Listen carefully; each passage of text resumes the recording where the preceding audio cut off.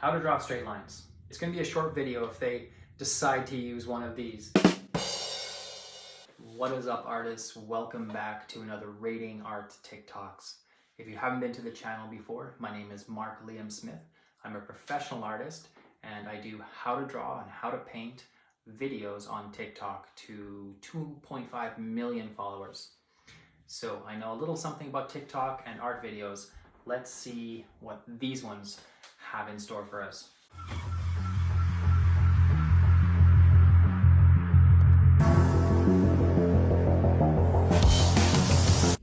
First we have a do and a don't video. Let's check this out. Don't draw a light bulb realistically. Very sharp pencil using a bunch of different implements. I see a mechanical pencil there, very sharp, could be Prismacolor, and an eraser. Looks like a good drawing. Why not? Why is that the don't? Unless it's, yes, it's a gag. Okay. The do is a highly stylized or abstracted light bulb. So obviously we're looking at a gag here. This is a joke. He's flipped them around.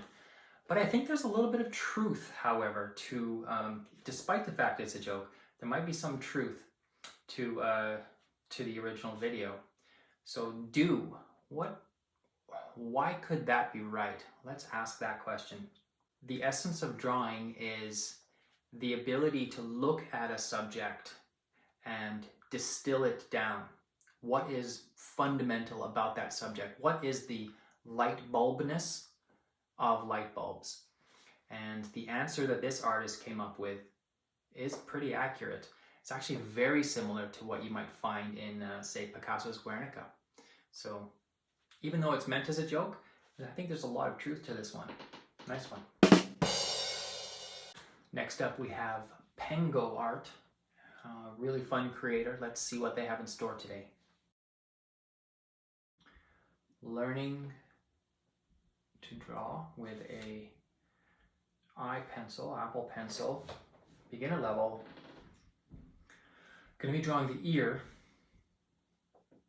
and okay, the letter Y, looking at the anti-helix, okay, and locating the size of the ear from those two lines. It's kind of a modified Loomis head she has there. Just basically finding three shapes.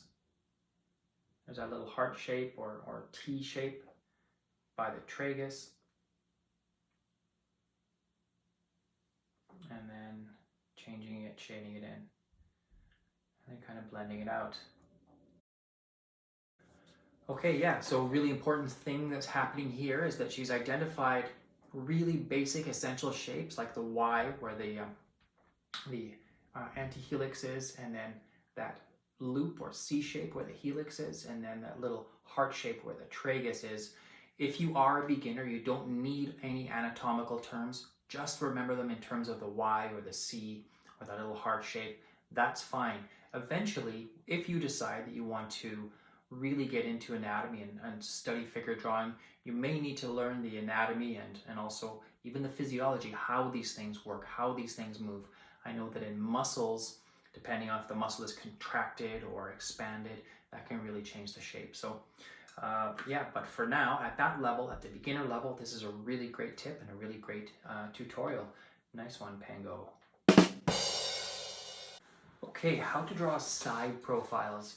And this is an important skill because usually when people learn how to draw the face, they'll draw the face typically straight on and not necessarily on the profile position. So this, in my estimation, is a completely underdeveloped skill, even among figure drawing artists. So hopefully this will teach us something. Start with a circle, that's always a good start. Make a triangle attached to it. So it's kind of a modified Loomis method where you have a circle and then you add the under jaw structure. I'm just sort of going directly into details now. Adding neck and shoulder, eye, adding details. Okay, a lot of what, not a lot of why in that tutorial. Typically in these kinds of tutorials, you might want to, especially if you're aiming at beginners or new artists, you might want to show some benchmarks. So you say maybe the eyebrow line is halfway down, or you can divide the head into thirds. There are a lot of different techniques, but what's important is that you have the same kind of internal structure to your characters so that you don't draw them one way on one page and another way on another page, and keep their proportions consistent throughout. This is a nice drawing, a very kind of sweet and short tutorial. Okay, next we have how to draw straight lines, and this should be good. It's going to be a short video if they decide to use one of these, but that could be a joke too. We've seen things like that on TikTok before. How to draw straight lines. Don't move your wrist while drawing. That's actually a really good tip. Move all arm to draw a line. Now practice. Okay, so just the 2 rules. So rule number 1, don't use your wrist. Why not? So they didn't show the why there. Well, why not? Why don't you want to use your wrist? Because the natural motion of your wrist is not in a straight line. It's in a curved line, and you can use that to your advantage when you are drawing circles. Of course, the curve is that way. That's very unnatural. So there's a natural tendency to curve your lines when you're using your wrist. If you keep your wrist straight, locked into place, and you just use your arm, yes, indeed, you can draw straighter lines. And in this regard, your hand sort of acts like a gimbal. You know, there's that mechanism where it keeps your iPhone completely stationary, even though the mechanism turns. It's the same idea there. So all of the motion is coming from your shoulder, and as you move your shoulder, your wrist is locked in and your elbow is kind of semi-locked in, and you are able to draw those straight lines. I've used this in painting, especially when you're doing large line work, big canvases or big pieces of paper. So thought that was going to be a joke, but it actually turned out to be a pretty good and very informative and short, like that on TikTok, very short little video. That's going to be it for this week. I hope you enjoyed these Rate My TikToks. Have a wonderful week. Stay creative.